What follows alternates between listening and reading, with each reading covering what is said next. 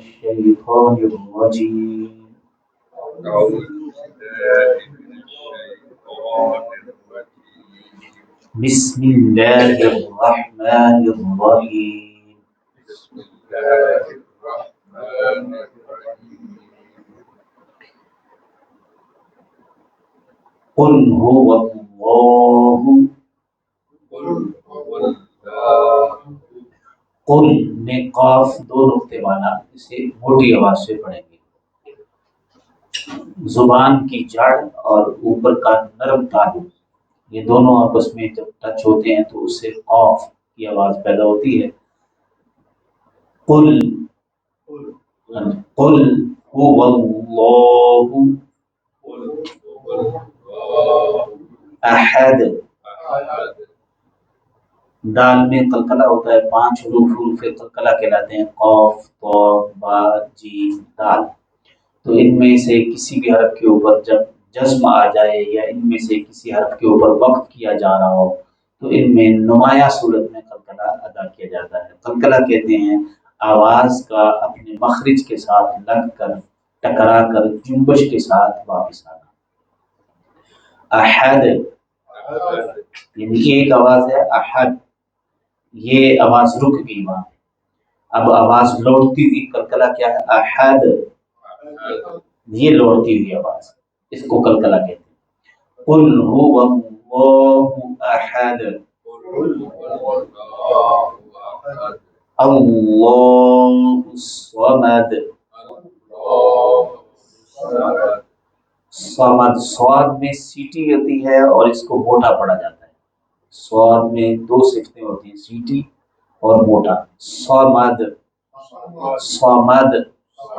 ہم نے شروع میں حروف مستعلیہ پڑھے تھے، ایسے حروف جو ہمیشہ موٹی اور بھاری آواز سے پڑھے جاتے ہیں. خا صاد ضاد طا ظا غین قاف. تو صاد حروف مستعلیہ میں سے.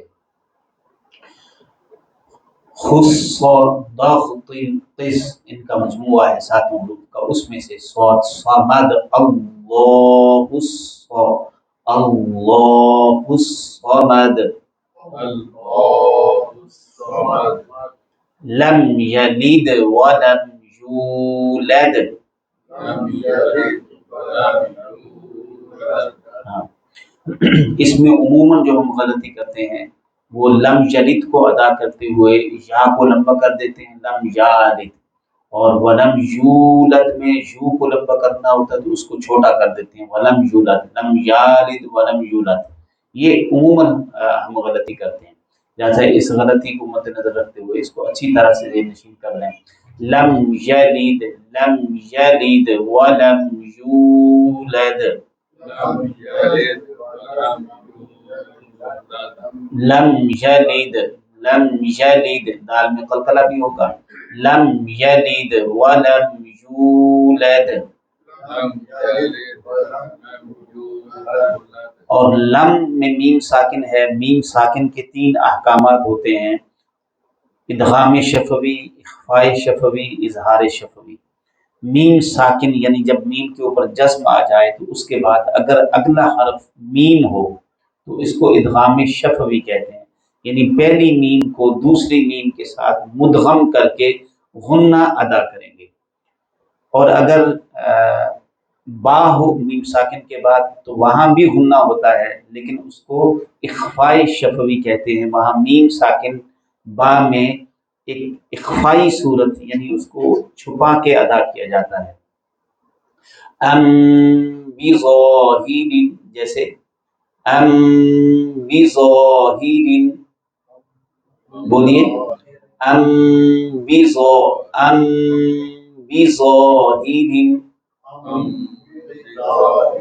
تو یہاں میم ساکن کے بعد با آ رہی ہے، غنہ بھی ہوگا اور میم ساکن با میں اخفاء کی صورت اختیار کر جائے گی. اور میم ساکن کے بعد دوسری میم ہو جیسے امن، امن. اب 2 میمیں ہیں، امن نہیں کہیں گے، پہلی میم کو دوسری میم کے ساتھ مدغم کر دیں گے اور غنہ کریں گے امن.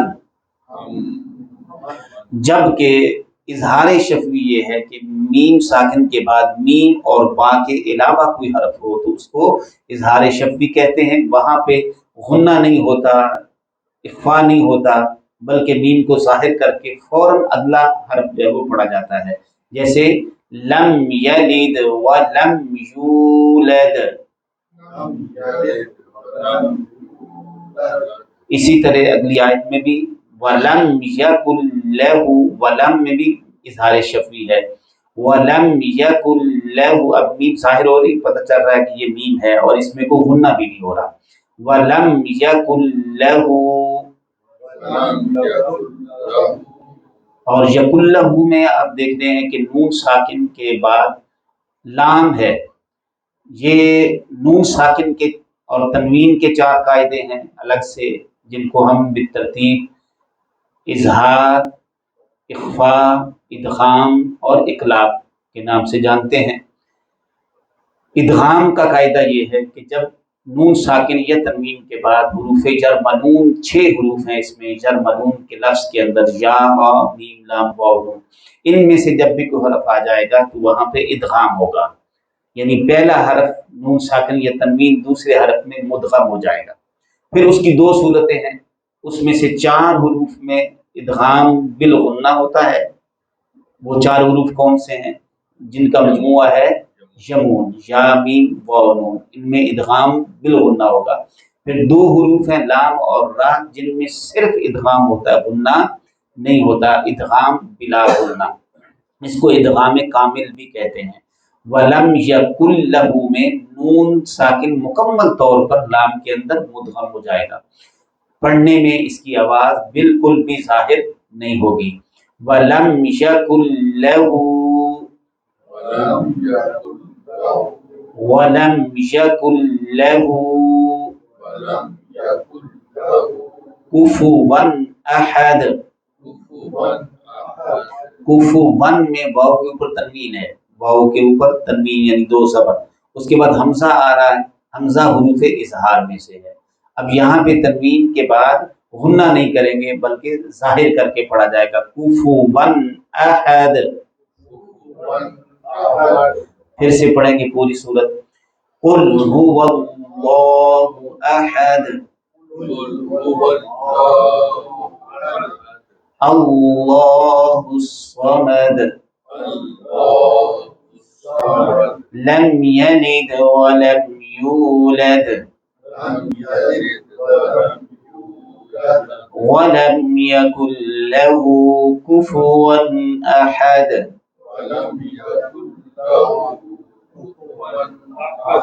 ایک مرتبہ خود سے پڑھ دیں مل کر.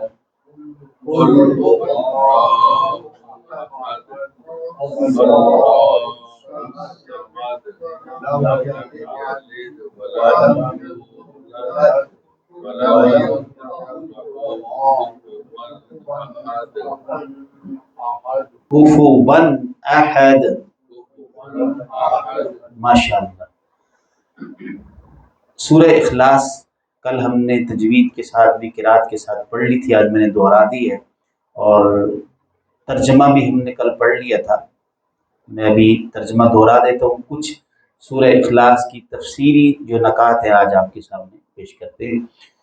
قل هو اللہ احد، فرما دیجئے وہ اللہ ایک ہے. ہوا کا معنی ہے وہ.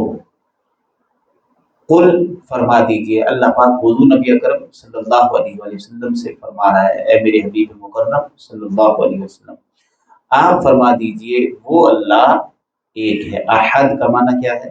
ایک ہے. اللہ الصمد، اللہ بے نیاز ہے. لم یلد ولم یولد، لم یلد وہ کسی کی اولاد نہیں ہے، یعنی کسی کا بیٹا نہیں ہے، اور نہ اس کی کوئی اولاد ہے. نہ وہ کسی سے پیدا ہوا اور نہ اس سے کوئی پیدا ہوا. ولم یولد، اور نہ ہی اس سے کوئی پیدا ہوا. ولم یکن لہ کفوا احد، اور نہ ہی اس کے لیے کفوا برابر ہے، احد کوئی.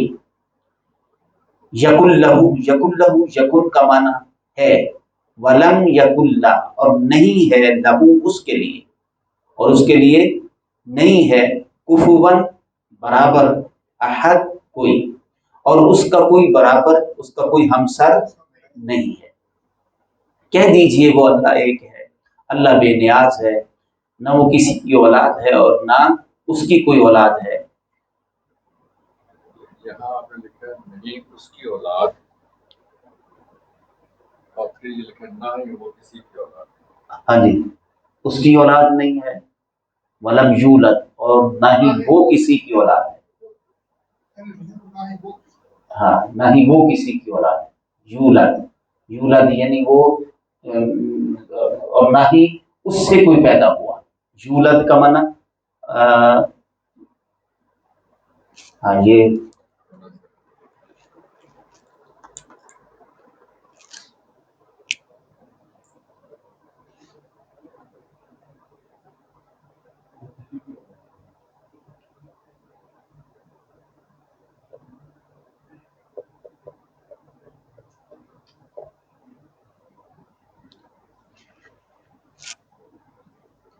کیا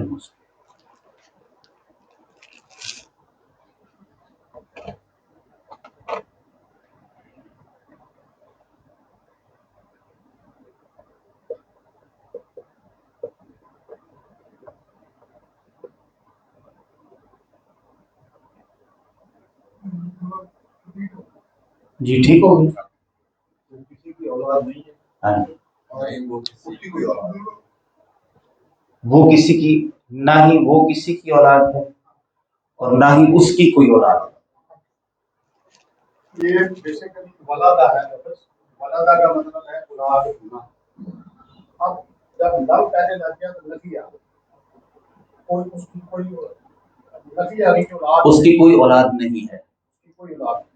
اور ولم یولد، اور نہ ہی اس کی کوئی اولاد، اچھا اب نہ ہی ہاں اولاد وہ ہوتی ہے جب وہ جنا جائے، جی ٹھیک ہے، وہ جب کسی کو جنے یا کوئی اس کو جنے، یعنی ایکٹیو وائس اور پیسو وائس دونوں میں آئے، ہاں، ایسے نہ کوئی اس کا بیٹا اور نہ وہ کسی کا باپ، وہ کسی کا باپ، یہ ذرا بہتر ہے، نہ جی وہ کسی کا باپ، ہاں، نہ وہ کسی کا بیٹا اور نہ کسی کا باپ،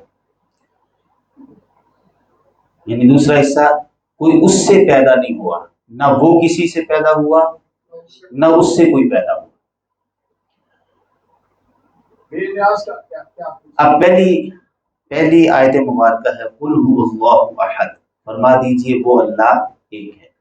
تو یہ اس پہلی آیت مبارکہ میں اللہ پاک نے اپنی وحدانیت کا اعلان فرمایا، اپنی شان توحید کا اعلان فرمایا، اللہ ایک ہے۔ اب سوال یہ پیدا ہوتا ہے کہ کچھ لوگ تھے جو کہتے تھے کہ بہت سارے الہ ہیں، ایک کی بجائے ان کے ہاتھوں کے تراشے ہوئے پتھر، مورتیاں، مختلف ان کے معبود تھے، ان کی وہ عبادت کرتے تھے، ان کی پوجا کرتے تھے۔ کوئی بارش کا پانی تھا، بارش کا خدا تھا، تو کوئی ان کے رزق کا خدا تھا، ٹھیک ہے، اسی طرح مختلف عزا، ہبل، لات و منات، یعنی مشرکین، ایک یعنی مشرکین تھے جو ایک کے سوا کئی معبودوں کے قائل تھے۔ ایک تو اس کا رد فرمایا هو اللہ احد، کہ اللہ ایک ہے، کئی معبود نہیں ہیں، کئی الہ نہیں ہیں، الہ صرف ایک ہے۔ اور دوسرا وہ کہتے تھے کہ جو یہود تھے کہ اللہ کی اولاد ہے، اللہ کا بیٹا ہے، حضرت سیدنا عزیر علیہ السلام کو وہ کہتے تھے اللہ کا بیٹا ہے، اس کی بھی نفی فرما دی۔ اللہ ایک ہے۔ اب جب بیٹا ہوگا تو ظاہر بات ہے اس کے اندر بھی باپ کی خصوصیات ہوں گی، باپ خدا ہے تو بیٹا بھی خدا ہونا چاہیے، تو فرمایا اللہ ایک ہے۔ عیسائیوں کا بھی اسی طرح سے تھا، وہ بھی کہتے تھے کہ عیسیٰ علیہ السلام اللہ کے بیٹے ہیں، مریم علیہ السلام کو وہ اللہ کی بیوی قرار دیتے تھے، اسی طرح کئیوں نے کہا فرشتے اللہ کی بیٹیاں ہیں۔ تو ان ساری چیزوں کا رد ان آیات بینات میں فرمایا گیا۔ پہلی آیت میں ایک جامع جواب دیا گیا، فرمایا هو اللہ احد، اللہ ایک ہے۔ اب اللہ ایک ہے، اس کی کیا دلائل ہو سکتے ہیں؟ اس کے کیا جواز ہو سکتے ہیں؟ کوئی کہے کہ نہیں اللہ دو ہیں یا اللہ تین ہیں یا اللہ زیادہ ہیں، تو کیا دلیل ہے؟ ایک تو یہ ہے کہ حضور نبی اکرم صلی اللہ علیہ وسلم سب سے بڑی اللہ کے ایک ہونے کی دلیل ہے۔ حضور نبی اکرم صلی اللہ علیہ وسلم سے کہلوایا گیا، فرمایا میرے محبوب آپ فرما دیں وہ اللہ ایک ہے۔ اس میں جو رسالت کا نظام ہے، نبوت کا نظام ہے، وہ اللہ کے ایک ہونے پر، اللہ کے ایک ہونے پر دلالت کر رہا ہے۔ دیکھیں اگر ایک سے زیادہ خدا ہوتے تو بندوں کی ہدایت کے لیے ہر خدا نبیوں کو پھر بھیجتا، ہر خدا رسولوں کو بھیجتا، بہت سارے انبیاء اور رسول ہر خدا کے تحت آتے، اور ہر خدا یہ کوشش کرتا کہ میرا بھیجا ہوا نبی اور رسول دوسرے خدا کے مقابلے میں زیادہ عزت والا ہو، زیادہ احترام، زیادہ شان والا ہو۔ لہذا نبی اور رسول اس پوری کائنات کے اندر اس کی کوئی اور دوسری چین نہیں ہے، ایک ہی چین ہے جو حضرت سیدنا آدم علیہ السلام سے چل کر حضور نبی اکرم صلی اللہ علیہ وسلم خاتم النبیین آقا کریم صلی اللہ علیہ وسلم کی ذات اقدس پر مکمل ہو رہی ہے۔ اور ہر نبی نے اپنے پہلے والے نبی کی تصدیق کی، ہر نبی نے اپنے سے پہلے والے نبی، اب دیکھیں جو نبی گزر گئے بعد میں آنے والا اس کی تصدیق کر رہا ہے۔ رسول مصدق، حضور کی بھی شان اقدس ہے، حضور نے بھی سارے انبیاء کی تصدیق فرمائی کہ مجھ سے پہلے جو ہو گزرے وہ سارے اللہ کے نبی اور رسول ہیں۔ پھر وہ واقعات جو پہلے زمانوں میں، پہلے امتوں میں، پہلے نبیوں کے زمانوں میں گزرے وہ بعد والوں نے بیان فرمایا، اور حضور نبی اکرم صلی اللہ علیہ وسلم نے ان کی تفصیلات بیان فرمائی، جس سے یہ پتہ چلا کہ ہر آنے والا نبی اور رسول ایک ہی خدا کے نظام کے تحت تشریف لا رہا ہے، ورنہ یہ آ کے ان کی تصدیق نہ کرتے، ان کی نفی کرتے، تکذیب کرتے، کہتے کہ نہیں نبی تو میں ہوں، وہ تو نبی نہیں تھے، لہذا مجھے جس خدا نے بھیجا اس خدا کو مانو۔ قل هو اللہ احد پر جو پہلا کلمہ قل ہے وہ نظام رسالت کو واضح کر رہا ہے، نظام نبوت کو، نظام رسالت کو۔ نظام رسالت اللہ کی توحید کی سب سے بڑی دلیل۔ سو حضور نبی اکرم صلی اللہ علیہ وآلہ وسلم نے جب لوگوں کو بلا کے دعوت ایمان، دعوت توحید دی تو یہی فرمایا تھا کہ بتاؤ اگر میں تمہیں یہ کہوں کہ اس پہاڑ کے پیچھے سے ایک لشکر تم پر حملہ آور ہونے والا ہے تو مان لو گے؟ انہوں نے کہا جی کیوں نہیں مانیں گے، مان لیں گے۔ فرمایا کیسے مان لو گے؟ انہوں نے کہا آپ نے کبھی جھوٹ بولا ہی نہیں، ہم نے کبھی آپ سے سچ کے سوا کچھ سنا ہی نہیں ہے۔ تو مخبر یعنی خبر اللہ ہے اور اللہ ایک ہے، اور اس کے لیے ایک مخبر چاہیے، مخبر حضور نبی اکرم صلی اللہ علیہ وسلم کی ذات اقدس ہے۔ سو حضور نبی اکرم صلی اللہ علیہ وسلم پہلے مخبر کو سچا مانا جائے گا، پہلے مخبر کو اس نظام رسالت کے مطابق اس کو حق مانا جائے گا، پھر آپ خبر کو مان سکیں گے۔ تو اگر نظام رسالت کا قائم ہونا حق ہے تو اس سے یہ بات بھی لازم آتی ہے کہ پھر نظام توحید بھی حق ہے، ورنہ بہت سارے نبی اور رسول ایک دوسرے کی تکذیب کرتے اور ہر خدا جو ہے وہ اپنے اپنے انبیاء اور رسول بھیجتا۔ سو حضور نبی اکرم صلی اللہ علیہ وسلم نے سارے نبیوں کی تصدیق فرمائی، اور آقا کریم صلی اللہ علیہ وسلم نے اپنا حق اور اپنا سچ ہونا بھی ان کے سامنے رکھا۔ فقد لبثت فیکم عمرا من قبلہ افلا تعقلون، نبی اکرم صلی اللہ علیہ وسلم نے ارشاد فرمایا کہ بے شک میں نے تم سے پہلے اپنی عمر تمہارے اندر گزاری۔ فقد لبثت فیکم عمرا من قبل، اس سے پہلے، آج میں تمہیں کہہ رہا ہوں اللہ ایک ہے، اس سے پہلے ایک میری زندگی، ایک عمر تمہارے درمیان گزری ہے، اس کو دیکھو۔ اب وہ کیا تھی؟ فرمایا میں نے کبھی جھوٹ نہیں بولا، میں نے کبھی کفر نہیں کیا، میں نے کبھی شرک نہیں کیا، میں نے کبھی کسی کا حق نہیں طلب کیا، میں نے کبھی کسی پر ظلم نہیں کیا۔ اس بدی کے معاشرے کے اندر، اس ظلم کے، کفر و شرک کے معاشرے کے اندر جہاں ہر طرف بدی، ظلم، بربریت، کفر و شرک پھیلا ہوا ہے، میری ذات اس بھرے معاشرے کے اندر ہر برائی سے، بدی سے، ظلم سے، معصیت سے، کفر و شرک سے الگ ہے۔ تو میرا ہر عیب سے پاک ہونا اور منفرد ہونا اور سب کے اندر میرا واحد و یکتا ہونا اللہ کے واحد و یکتا ہونے کی دلیل ہے۔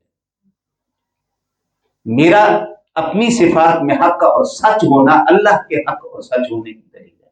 تو سب سے پہلا لفظ قل جو ہے یہ خود اللہ کی توحید کی دلیل ہے۔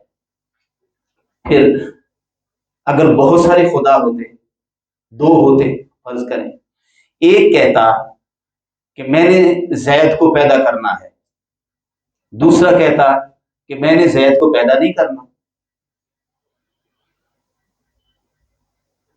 اب ظاہر ہے ایسا تو نہیں ہو سکتا کہ زید پیدا بھی ہو اور نہ بھی ہو، یا تو اس کو پیدا ہونا ہے یا پھر نہیں ہونا۔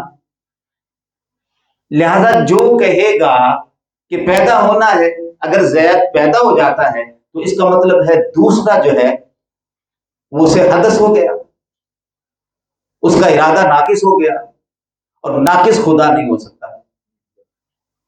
ناقص خدا، لہذا خدا ایک ہی ہوگا۔ جس کا ارادہ غالب آ گیا وہ خدا ہوگا، تو دوسرا جس کا ارادہ پورا نہیں ہوا وہ خدا نہیں ہو سکتا۔ لہذا دو خدا اپنے ارادوں میں موافق نہیں ہو سکتے۔ اگر فرض کریں وہ موافق ہو جائیں، کہ وہ دونوں موافقت ہو جاتی ہے، وہ دونوں صلاح سے باہمی مشورے سے ایک ہی کام کرتے ہیں، تو یہ تو سوال نہیں پیدا ہو سکتا کہ ان میں کبھی مخالفت نہ ہو۔ ایک کا ایک، ہاں وہ جو بھی فیصلہ کریں گے موافقت سے کریں گے، ٹھیک ہے، باہمی مشاورت سے کریں گے، رضامندی سے لیکن ایک کی رائے الگ ہوگی، دوسرے کی رائے الگ ہوگی، دونوں پھر ایک فیصلے پر جمع ہو جائیں گے۔ جس فیصلے پر جمع ہوں گے وہ متبوع ہوگا، اس کی اطاعت کی جائے گی، اس کی اتباع کی جائے گی، اور دوسرا تابع ہوگا۔ تو تابع خدا نہیں ہو سکتا۔ بات سمجھے؟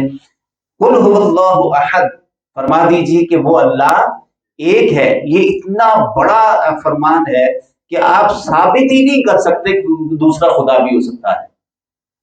زندگی موت، یہ ساری کائنات کا جو نظام ہے، اس پر اگر آپ غور کریں، زندگی موت کا نظام ہے، تغیر و تبدل کا نظام ہے، صبح و شام کے آنے کا نظام ہے، سورج کے طلوع ہونے غروب ہونے کا نظام ہے، رات کے آنے اور جانے کا نظام ہے، اس ساری چیزوں کو دیکھیں تو یہ ایک نظام وحدت پر چل رہی ہے۔ آپ انسانوں کو دیکھیں، آپ جانوروں کو دیکھیں، آپ جمادات کو دیکھیں، نباتات کو دیکھیں، حیوانات کو دیکھیں، ان میں پیدائش کا اور موت کا ایک ہی نظام کار فرما ہے، ایک ہی نظام کار فرما۔ اگر دو خدا ہوتے تو کوئی دوسرا نظام لے آتا پیدائش کے لیے۔ ایک کہتا کہ اب یہ پیدا ہو گئے، اب ان کو ہمیشہ اس دنیا میں رہنا، اب ان کو موت نہیں ہوگی۔ دوسرا کہتا کہ نہیں، اب اس کو موت ہوگی۔ جیسے پیدا کرنے میں دونوں جمع نہیں ہوئے، اسی طرح سے موت پر بھی جمع نہیں ہو سکتے تھے۔ لہذا اب اگر سب کو موت آ رہی ہے اور اس ساری کائنات کا نظام اسی پر ہے، جو درخت لگا ہے اس درخت کو ایک دن ختم ہو جانا ہے، جو جانور پیدا ہوا اس کو ایک دن مر جانا ہے، تو جو مر گیا وہ خدا نہیں ہو سکتا۔ سمندر ہے، پانی ہے، وہ لوگ کہتے تھے کہ یہ سمندر یہ خدا ہے، یہ پانی خدا ہے۔ اب قرآن مجید نے سورہ تکویر اور سورہ انفطار پڑھی، اللہ پاک نے قیامت کی ہولناکیوں کا ذکر کرتے ہوئے فرمایا اذا الشمس كورت، جب سورج کو لپیٹ دیا جائے گا۔ اب سورج دیکھیں پہ طلوع کر رہا ہے ایک خاص طریق پر، غروب کر رہا ہے ایک خاص طریق۔ دوسرا ہوتا تو وہ کہتا کہ نہیں، میں نے سورج جو ہے وہ ادھر سے نکالنا ہے، میں نے شمال سے نکالنا ہے، میں نے جنوب سے نکالنا ہے، میں نے مغرب سے نکالنا ہے۔ ایک ہی سمت سے سورج کا طلوع کرنا اور اس کا غروب ہونا خدا کے ایک ہونے کی دلیل ہے۔ حضرت ابراہیم علیہ السلام کا اور نمرود کا جو مکالمہ ہوا تھا وہ بھی قرآن مجید میں موجود ہے۔ اس نے کہا میں بھی خدا ہوں۔ آپ نے فرمایا کیا تمہارے پاس تمہاری خدا کی کیا دلیل ہے؟ ٹھیک ہے، اس نے کہا آپ بتاؤ۔ آپ نے فرمایا میرا رب جو ہے وہ مشرق سے سورج طلوع کرتا ہے۔ پہلے بات ہوئی، اس نے کہا جی میرا رب مارتا بھی ہے اور زندہ بھی کرتا ہے۔ اس نے کہا جی میں بھی یہ کرتا ہوں، میں مارتا بھی ہوں زندہ بھی کرتا ہوں۔ ایک وہ شخص تھا جس کو جیل ہو گئی تھی، اس کو سزائے موت تھی، اس نے اس کو رہا کر دیا، کہنا دیکھو میں نے اس کو زندگی دے دی۔ لوگوں نے، حواریوں نے اس پر تالیاں بجا دی، دیکھو جی ہمارے بادشاہ نے، ہمارے خدا نے زندگی دے دی۔ ٹھیک، تو میں پیدا بھی کرتا ہوں، اس کو زندگی دے دی۔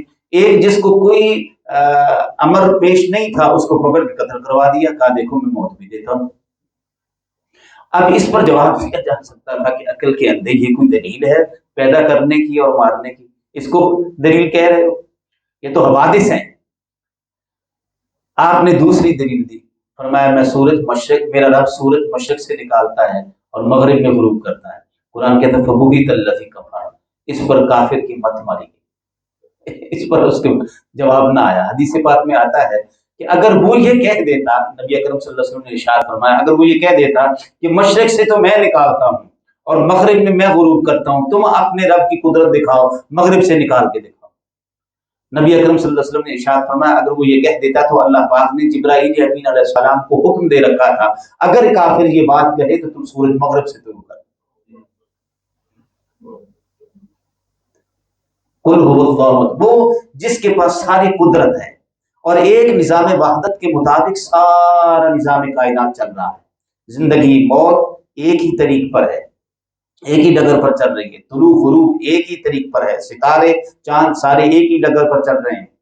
والشمس تجری لمستقر لها، سورہ یاسین میں اللہ پاک نے ارشاد فرمایا والشمس تجری لمستقر لها ذالک تقدیر العزیز العلیم، فرمایا سورج اپنے مقررہ راستے پر چلتا ہے، ذالک تقدیر العزیز العلیم، یہ تقدیر ہے عزیز العلیم غالب علم والے کی طرف سے۔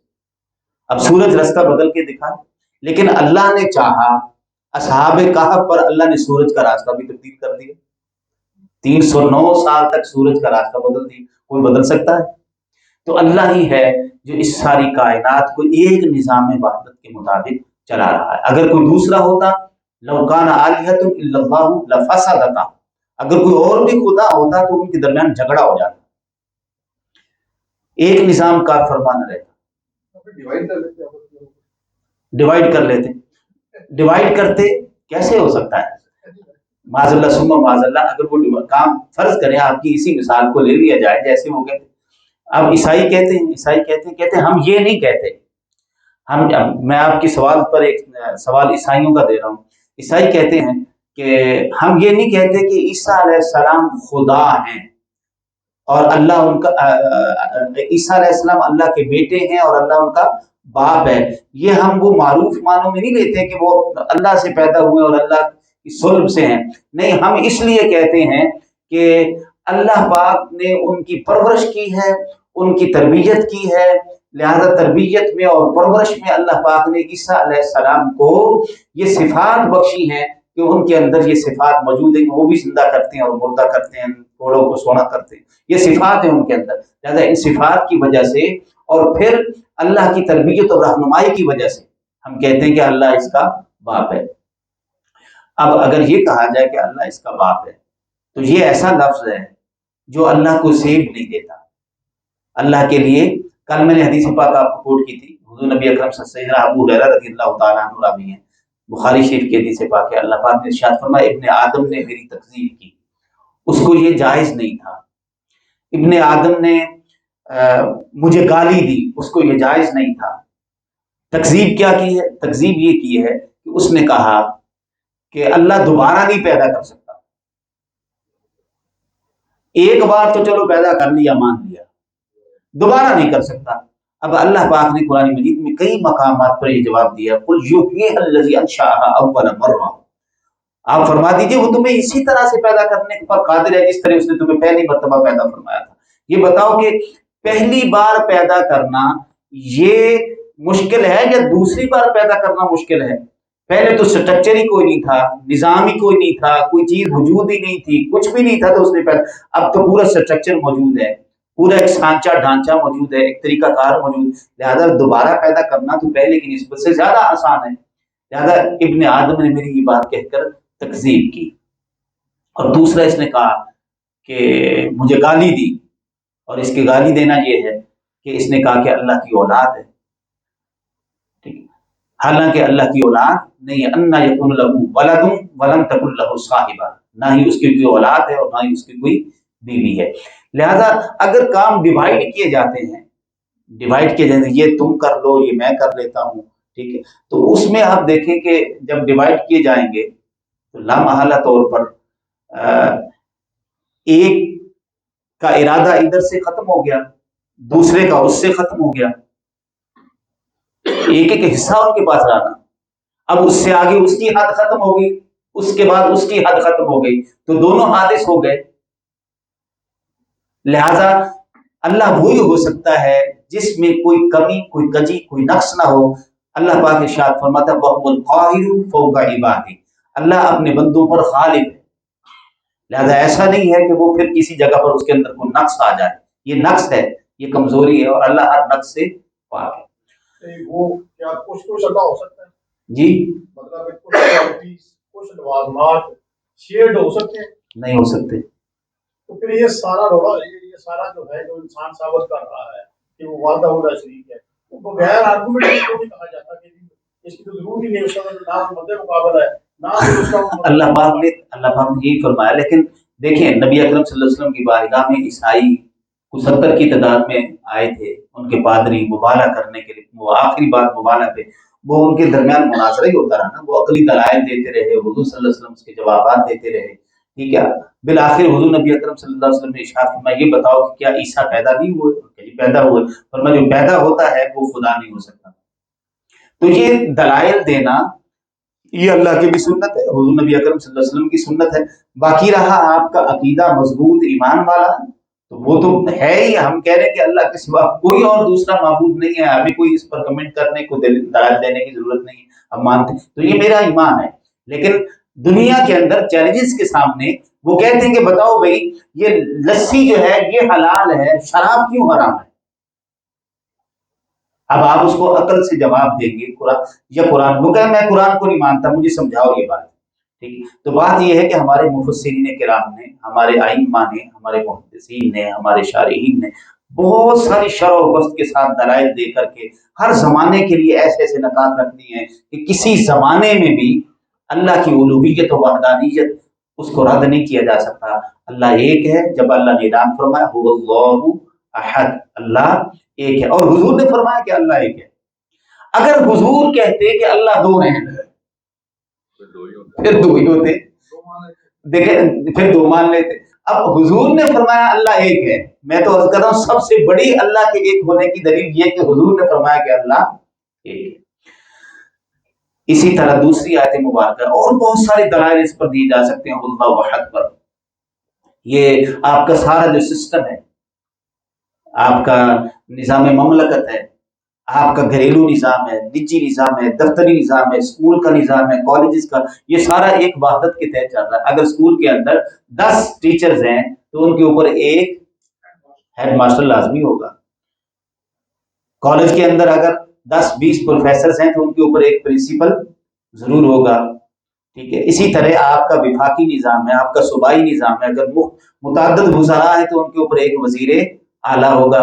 اگر آپ کا وفاقی نظام ہے تو اس کے اندر متعدد اگر وزراء ہیں تو ان کے اوپر ایک وزیر اعظم ضرور ہوگا۔ اگر صدارتی نظام ہے تو پھر ملک کے اندر ایک صدر ضرور۔ ایک ملک کے اندر 2 صدر نہیں ہو سکتے، اتنی بڑی کائنات کے اندر 2 خدا کیسے ہو سکتے؟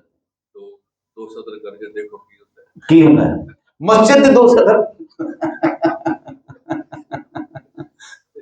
مسجد کے 2، آپ کہیں جی کہ ٹھیک ہے جی آپ بھی صدر رہے، ہم بھی آپ کی مسجد کے ساتھ میں بھی قبول کر لیں، صدر کو چھوٹے ڈانگا نہیں چڑھ جائیں گے، ٹھیک ہے۔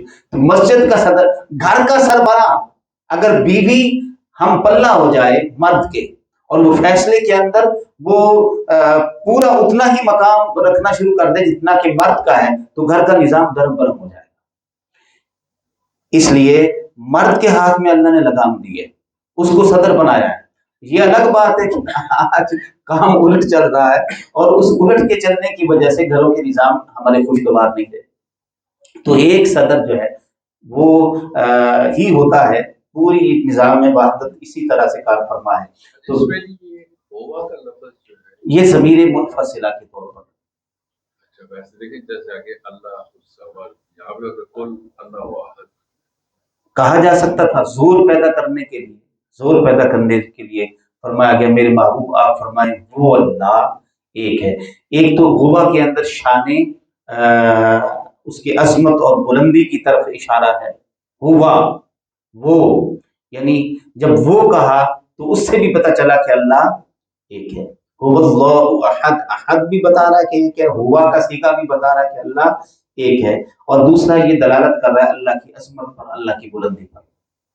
اللہ الصمد، خاص کر رہا ہے، وہ ایک ہی اللہ ہے۔ اللہ الصمد، اللہ بے نیاز ہے۔ اب سمد جو ہے یہ بہت ساری صفات ہیں لفظ سمدیت کے اندر، بہت ساری تعریفات کی ہیں مفسرین کرام نے، اہل لغت نے۔ ایک موٹی سی تعریف یہ ہے کہ جس کی طرف حاجات اور جس کی طرف اپنی ضروریات پیش کی جائیں، قصد کیا جائے جس کی طرف اپنی حاجات اور ضروریات کا، اس کو سمد کہتے ہیں۔ وہ کسی کی طرف اپنی حاجات پیش نہ کرے اس کو سمد کہتے ہیں، یعنی سارے لوگ اس کے محتاج ہوں، وہ کسی کا محتاج نہ ہو، اس کو سمد کہتے ہیں۔ ٹھیک ہے، اسی طرح وہ یطعم ولا یطعم، قرآن کریم میں اللہ پاک نے ارشاد فرمایا وہ کھلاتا ہے خود کھاتا نہیں ہے۔ اسی طرح اللہ پاک نے ارشاد فرمایا کل من علیہا فان ویبقى وجہ ربک ذو الجلال والاکرام، ہر چیز کو فنا ہے اور باقی تیرے رب کا جلوہ ہے۔ ٹھیک ہے، اسی طرح اللہ تبارک و تعالی نے آیت الکرسی پڑھی، فرمایا لا تأخذہ سنۃ ولا نوم، اسے نہ اونگ آتی ہے اور نہ اسے نیند آتی ہے۔ لہو ما فی السماوات و ما فی الارض، اسی کے لیے آسمان اور زمین کی بادشاہت ہے۔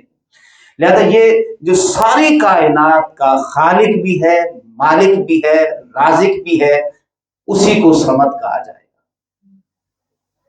جو ساری ضروریات و حاجات صرف اسی سے پیش کی جائیں گی، اور وہ کسی کے سامنے اپنی ضروریات و حاجات نہیں رکھے گا، اس کی ضروریات و حاجات نہیں، وہ سب کی پوری کرنے والا ہے، سب کو دینے والا ہے، سب کو کھلانے والا ہے، خود کھانے والا نہیں ہے۔ اللہ الصمد لم یلد ولم یولد۔ اب اس کے اندر وہ تیسرا جو ان کا تھا کہ اللہ کی اولاد ہے۔